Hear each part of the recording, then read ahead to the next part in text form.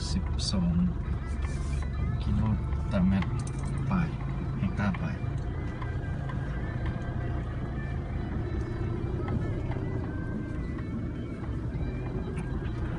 ต่อไปยาว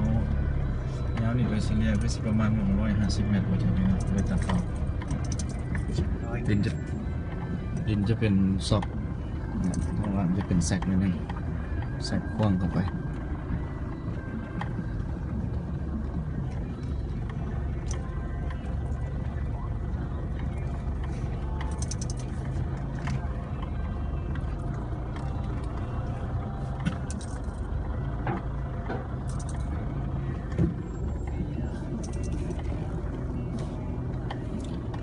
หลังนี้เป็นบริษัท